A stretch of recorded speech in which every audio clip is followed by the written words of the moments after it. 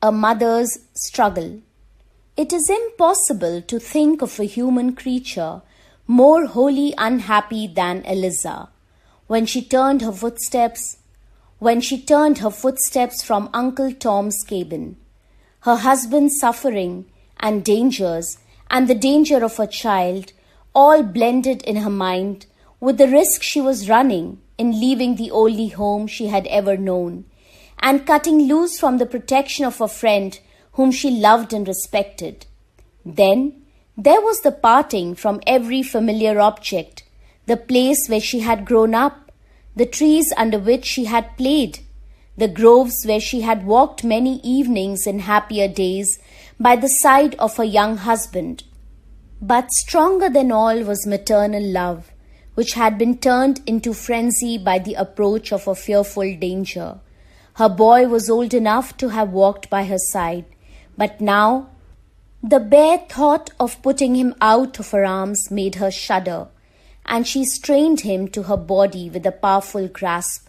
As she trembled at the sound, every quaking leaf and fluttering shadow sent the blood backward to her heart and quickened her footsteps. She wondered within herself at the strength that seemed to have come to her. She felt the weight of her boy as if it had been a feather, while from her pale lips burst forth the prayer to a friend above, "Lord help, Lord save me." At first, the novelty and alarm kept the child awake. His mother assured him that he were only still she would certainly save him. He clung quietly round her neck, only asking, as he found himself sinking to sleep, "Mother, I don't need to keep awake, do I?" "No, my darling, sleep if you want to." "But, Mother, if I do sleep, you won't let him get me." "No, may God help me," said his mother with a paler cheek and a brighter light in her dark eyes. "You are sure, aren't you, Mother?" "Yes, sure," said the mother in a voice that startled herself, for it seemed to her to come from a spirit within that was no part of her. The body dropped his little weary head on her shoulder and was soon asleep. It seemed to her as if strength poured into her in electric streams from every gentle touch and movement of the sleeping, confiding child. The boundaries of the farm, the grove, the woods passed by her dizzily as she walked on.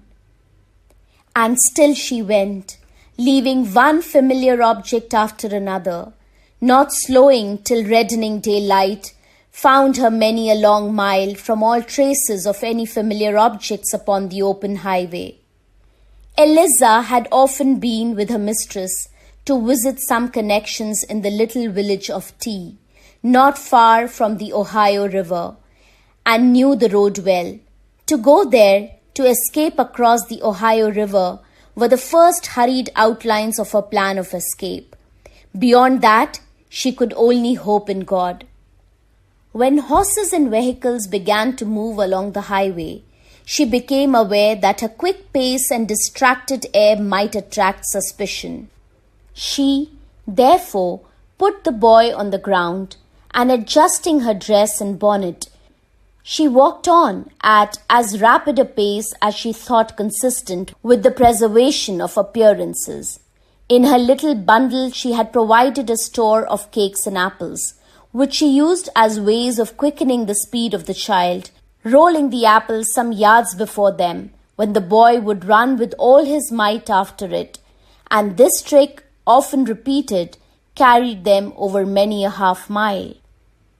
After a while, they came to a thick patch of woodland through which murmured a clear brook. As the child complained of hunger and thirst, she climbed over the fence with him, and sitting down behind a large rock which concealed them from the road, she gave him a breakfast out of a little package. The boy wondered and grieved that could not eat. When putting his arms round her neck, he tried to push some of his cake into her mouth. It seemed to her that the rising in her throat would choke her. "No, no, Harry darling, Mother can't eat till you are safe. We must go on till we come to the river." And she hurried again into the road. Eliza stopped at noon at a neat farmhouse to rest and buy some dinner for her child and herself.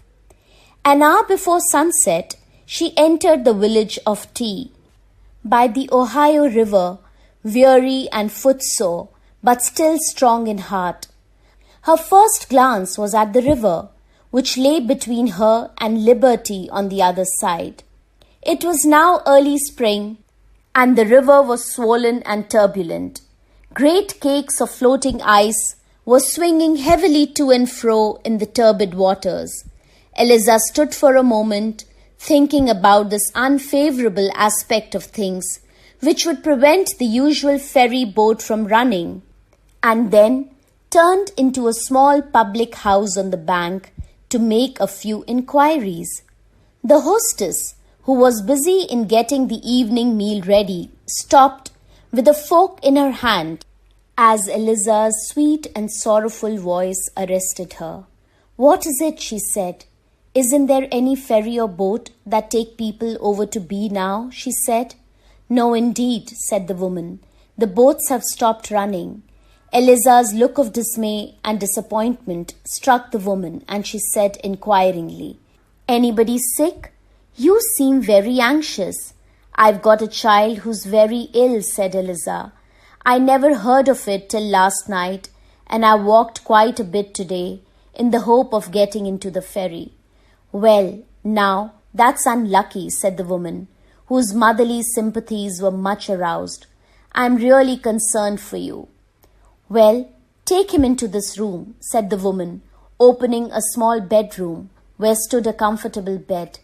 Eliza laid the weary boy upon it and held his hands in hers till he was fast asleep. For her, there was no rest. As a fire in her bones, the thought of the pursuer urged her on, and she gazed with longing eyes on the sullen waters that lay between her and liberty.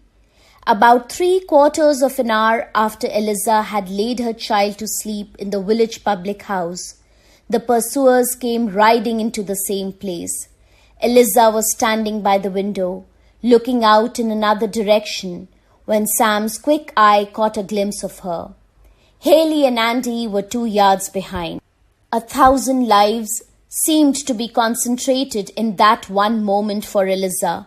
Her room opened by a side door to the river. She caught her child and sprang down the steps towards it.